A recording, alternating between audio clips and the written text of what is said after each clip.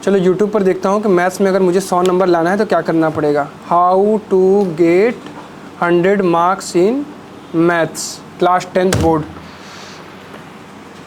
Solve NCERT and RD Sharma completely. Okay. चलो तो आज से शुरू करते हैं RD शर्मा। पहला चैप्टर रियल नंबर। कितने सवाल हैं इसमें?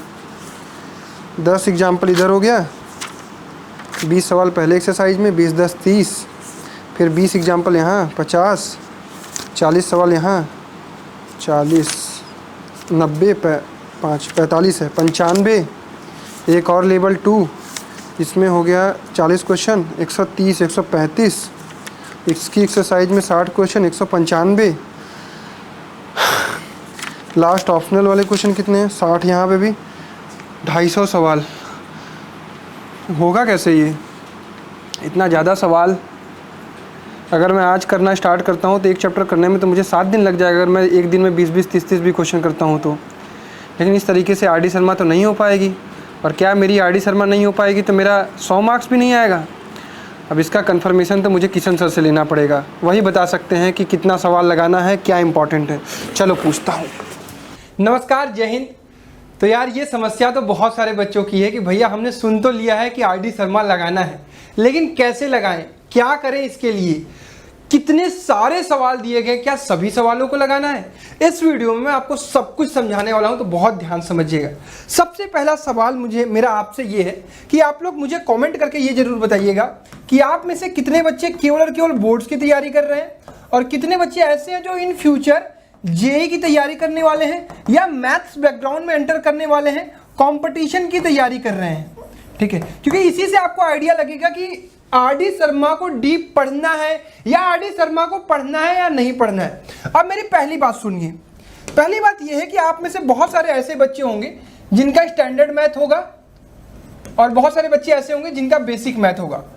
अब जिनका बेसिक मैथ है उनको तो RD नहीं लगाना है, RD उनको लगाना ही नहीं है, पहली बात ध्यान रखिएगा। अब जिन बच्चों का स्टैंडर्ड मैथ है उनको RD लगाना है, लेकिन किस केस में? अगर आप in future competition related with math की तैयारी कर रहे हैं, अगर आप चाहते हैं कि आपका मैथ बहुत बढ़िया हो, आपका मैथ एकदम स्ट्रांग हो, और अगर आपका मैथ स्ट्रांग होगा तो डेफिनेटली यार, अगर आपका 80 नंबर का सब्जेक्टिव पेपर होता है या फिर टोटल में 100 नंबर की बात करूं तो इसमें आप 98 99 90 100 ये स्कोर कर सकते हो। कब होगा, उसका पूरा प्रोसेस क्या है? देखिए, पूरे प्रोसेस को आपको ऐसे समझना है। आप कोई भी वीडियो लेक्चर देख रहे हैं या फिर आप अपने स्कूल में अपने टीचर से पढ़ाई कर रहे हैं या फिर अपने कोचिंग में पढ़ाई कर रहे हैं। ठीक, इसके बाद आप क्या कर रहे हो? चैप्टर को समझने के बाद आप अपनी NCERT के एग्जाम्पल्स, यही प्रोसेस आपको फॉलो करना है। NCERT के एग्जाम्पल्स प्लस NCERT की एक्सरसाइज लगा रहे हो। इतना तो सभी बच्चे कर रहे हैं। आई होप वीडियो पसंद आएगा तो लाइक जरूर करिएगा, कि इस तरह की अब बहुत सारी वीडियो आपके चैनल पर आने वाली हैं जो आपके बोर्ड्स में हेल्पफुल होने वाली हैं। तो NCERT एग्जाम्पल और NCERT एक्सरसाइज लगा रहे हैं। बहुत सारे ऐसे भी बच्चे हैं जो इसके बाद NCERT के एग्जाम्पलर भी लगा रहे हैं, यानी एक जो साइड में किताब आपको दी गई है एग्जाम्पलर की, वो आप लगा रहे हो। बहुत अच्छी बात है। अब कई सारे बच्चों के मन में ये होता है, क्योंकि वो सुनते हैं कई लोगों से कि RS लगाओ, RD लगाओ, तो कुछ बच्चों ने चूज किया कि भैया मुझे RD लगाना है, लेकिन इतने ज्यादा क्वेश्चन है कि उनको परेशानी होने लगी कि भैया क्या सारे लगाने हैं। अब अगर आप NCERT एग्जाम्पलर न लगाकर आप इसके बाद RD भी लगा रहे हो तो बहुत वेल एंड गुड है। अब यहां बात करते हैं कि यार RD में कितने सवाल लगाने हैं। ये मेरे पास बुक है, देखिए पुरानी है, 10th की ये है और ये 9th की है। ठीक है, आपके पास भी होगी, नहीं भी होगी तो आप अगर चाहते हैं तो परचेज कर सकते हैं, नई परचेज करना चाहें नई परचेज करिए, पुरानी परचेज करना चाहें पुरानी करिए। कंटेंट आपको वही यूज करना है जो आपके सिलेबस में आने वाला है, जो आपके बोर्ड्स में आने वाला है। हाँ, नॉलेज के लिए आप डिलीटेड पोर्शन को भी पढ़ सकते हैं। जैसे मैं स्पार्क बैच में हर एक डिलीटेड पोर्शन भी पढ़ाता हूं। हाँ, वहां पे स्टेट कर देता हूं कि हाँ भाई ये बोर्ड में आएगा, यहाँ आपका ये कंपटीशन में आएगा। मैं स्पार्क बैच में मैथ में कोई भी टॉपिक छोड़ता नहीं हूं। 10th के बच्चों को 9th भी रिवाइज कराता हूं। ठीक है, तो ये मेरा पढ़ाने का तरीका है। अब मान लीजिए आपने RD शर्मा को मना लिया कि चलो भाई मैं तुमसे प्यार करूंगा, मैं तुम्हारे साथ खेलूंगा कूदूंगा, मैं तुमको लगाऊंगा।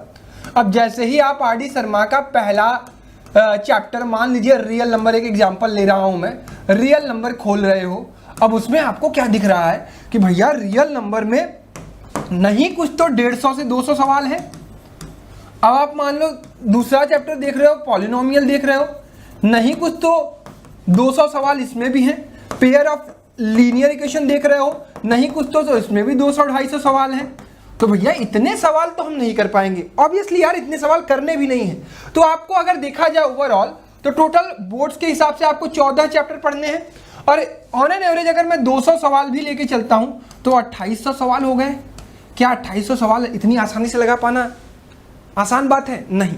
तो आपको क्या करना है, आप जब आरडी लगाना शुरू करोगे एनसीईआरटी और एग्जाम्पल एक्सरसाइज के बाद, तो आप इसके केवल और केवल एग्जाम्पल्स लगाओगे,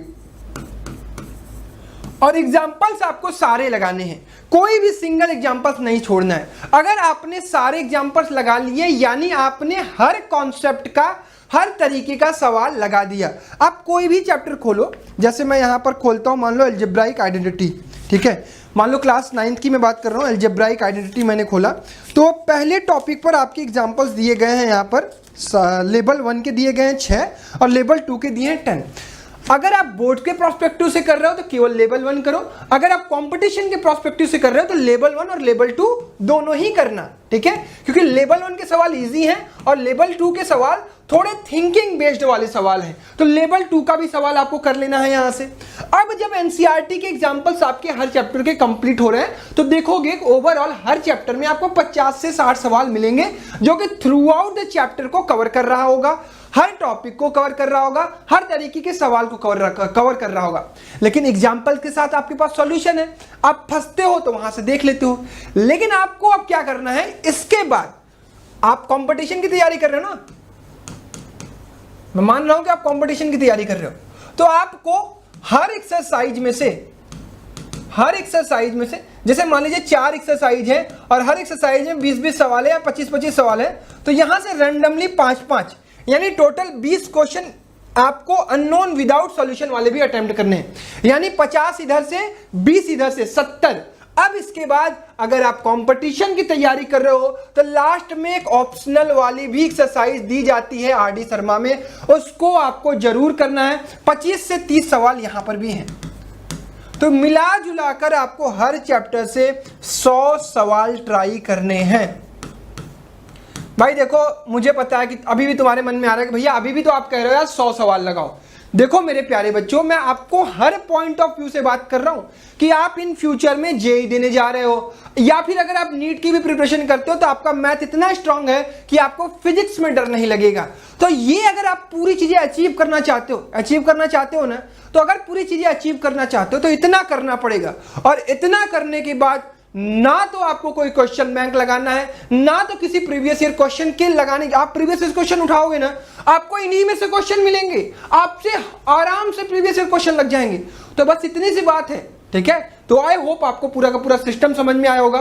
तो जाइए, अगर आपका ध्येय है, अगर आपका टारगेट है 98, 99, 90, 100, मेक श्योर कि आप आरडी की एग्जांपल्स लगाइए। अगर आपका इच्छा है तो, मैं जबरदस्ती नहीं कर रहा हूं, मैं ये भी कह रहा हूं कि अगर आप केवल एनसीईआरटी और एनसीईआरटी एग्जाम्पलर भी लगाते हो then you can also achieve 100 out of 100। बस आपको नए सवाल लगाने की क्षमता होनी चाहिए, नए सवाल आपसे लगने चाहिए। यहां लगा लेते हो तो आप नए सवाल के लिए भी तैयार हो।